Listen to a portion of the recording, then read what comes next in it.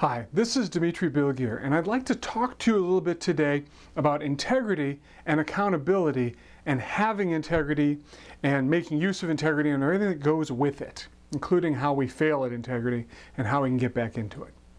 Now, I recently was helping lead a men's weekend, and I had an opportunity to do some teaching about integrity.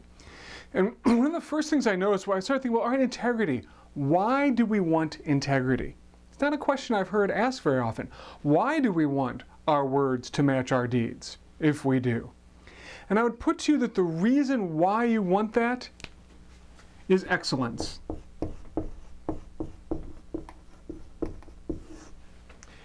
You want to have integrity so your words and your deeds match so you can do well. For instance, I was helping lead this men's weekend, and I wanted my leadership to be excellent. I wanted it to be impeccable. I wanted men to feel safe following my leadership. I wanted them to feel like their hearts were touched and held, and I wanted them to feel like everything in them was appreciated and everything that they brought was used by my leadership on this workshop. That was my idea of excellence, right? And in order to do that, I needed to have integrity. I needed to have what I said I'd do and what I do line up, as well as my vision of excellence and my behavior to line up with integrity. Right? The vision had to be acted out with excellence. That's integrity. So I'm running this weekend and things are going well. I feel like I'm acting with excellence, and then what happens? I fell asleep and I slept through a staff meeting. So arguably that is not excellent, except it's extremely not excellent. I slept through a staff meeting. That was bad. That was failing to be in integrity. And we all have this happen from time to time. So what I want to talk about is what happens next. What happens after failing to be in integrity with our vision of excellence? When that occurs, what happens next? Generally what happens next is we have a really good excuse, right? And we have an excuse and people give us a pass. Or they yell at us, but we still have a good excuse, right? We prepare our excuse, and I had a good excuse actually. But when you have an excuse, when people give you a pass, what that does is it says, I'm no longer interested in setting the bar at excellence. I'm interested now in setting the bar at excuse.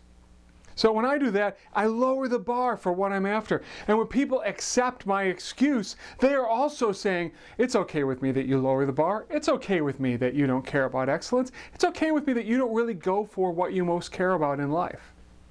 Now, I think that's a problem. I think that's bad. But the other thing we often do with each other is some version of yelling at each other. I'm not so sure that that's helpful either. So we get, I screw up and I get yelled at. Okay, well, that's not so good either, because it's more saying, you're a bad guy, don't be so bad, rather than saying, I believe in your vision of excellence, and I'm going to hold you to it. So that's the first thing. That's sort of the external world of going out of integrity. But now I want to talk about the internal world. What happens inside of you when you go out of integrity? What happens inside of you when you strive for excellence and fail? Well, there's sort of two circumstances in which that happens. One, you weren't really striving. You weren't really trying 100%. That was not the case for me, but I could have been, I was being the weekend, but I didn't really care about my leadership. I was screwing off a lot. I wasn't really bringing myself to it. So in that case, well, I need to try harder. Right? I need to try harder to have excellence. But what more often happens for us is we're already trying harder. We are already at 100%. Our dials of try harder are turned up all the way to 10. Our dial of be smarter is turned up all the way to 10. Maybe they're turned up to 11, right? You know this feeling? You're already trying harder to act with excellence. You're doing everything you can do.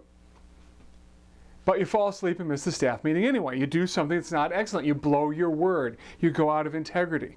That happened for me, actually. I did everything as well as I could do, but still fell asleep and missed the staff meeting. And when that happens to us, something will often break inside of us. When you're doing your level best and you can't be excellent anyway, when you're doing your level best and you fail anyway, you are a candidate for losing heart. Couldn't make it 100%. So I lost heart. Losing heart about behaving with excellence is poisonous. I'm going to say that again. Losing heart about behaving with excellence is poisonous. When I start to believe, for whatever reason, that even when I try my hardest, I can't do it and my heart breaks, then I stop trying my best. Like for here in this case, what happened to me was, I thought, wow, I did my best and I still failed. I tried to have excellence and I still failed. In the face of that, I started to believe I shouldn't have faith that the divine will guide me. I need to actually step in and micromanage my own life. So that for me is a heartbreaking thing to believe, because I really want to lead with inspiration. I want to have inspiration given to me and have it go out to the people that I lead. But what I was believing was, basically, the way I lost heart was I believe I can't trust. Can't trust myself, can't trust what I'm given, can't trust my guidance. Now what I need from people who are holding me to account is to say, how is your heart broken in the face of the fact that you didn't act with excellence? Well, it broke that now I believe I can't trust, and I have to micromanage myself in every little way. I have to turn away from the divine or any kind of guidance and do it myself. And I need those people to say, no, don't do that. Do whatever you need to do, get whatever healing you need to not give up. Okay, this is important.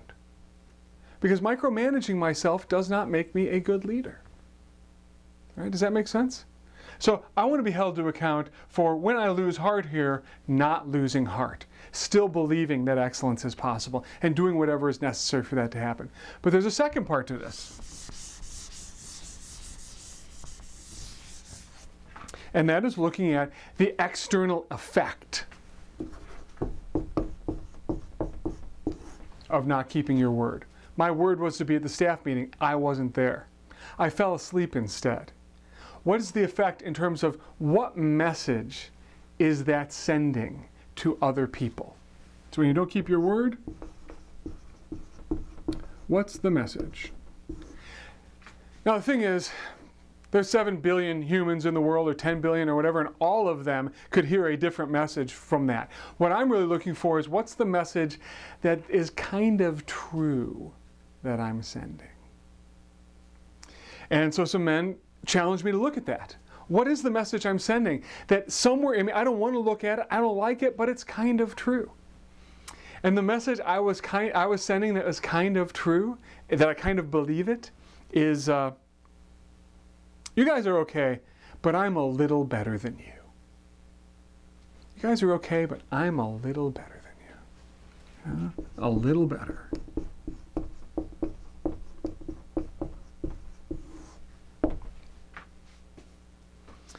So it reminds me of a movie, Undercover Blues, with Dennis Quaid and Kathleen Turner. And in that someone says to Dennis Quaid, you think you're smarter than us? And he says, oh, not much. And I had to admit, there's a part of me that's like that. I'm smarter than you? Well, not much, right? You're okay, but I'm a little better than you. I'm a little above you. Well, I started seeing some things once I started admitting, yeah, there's a part of me that feels this way. I don't like it, but it's true. One is I noticed, well, you know what? Often on these weekends I feel lonely and isolated. Gee, someone who thinks he's a little better and a little above might feel that way. Interesting to note. Yeah?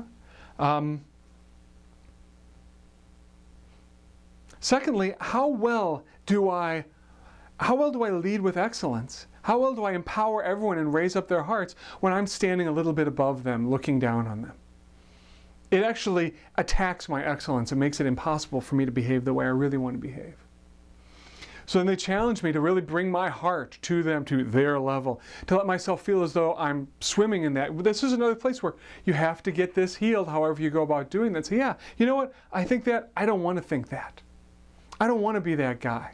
And then open yourself to not being that person anymore. And what they did was they held me in a way that allowed me to really feel myself with them. Now, what was the result of this? What was the result of being held to account, both in terms of how I lost heart and the message, the shadow belief I had? For the rest of the weekend, I felt like I was the first one in the staff meeting. Not because I wanted to make up for something, but because it seemed like the right thing to do. I felt like I cared more about men's hearts and I was more present with them. Not because I was trying to make up for having screwed up earlier, but because I wanted to. It restored the internal motivation. This that I'm describing here is the process of going from someone who aspires to excellence but can't do it to becoming the next better version of you that can. Because I went through this, I was able to bring better excellence into my leadership and better excellence into the world. This is why we want to have integrity. This is why we want to bring excellence. So I want to encourage you to think about this in your life. Where are you really wanting excellence as perhaps you've given up on it? Where have you told a good story as to why you can't do it and people have bought that rather than saying, you know what, I reject that. I've lost heart and I want you to help me regain my lost heart. And I'm sending messages that I want to not send, and I want to get honest about those. So I can really fill my heart and really become somebody. I want you to become somebody even more who can create the world that you want to create. And I think this is a good way to go about it. So this is Dimitri Bilgir. I hope you find this useful. Signing off.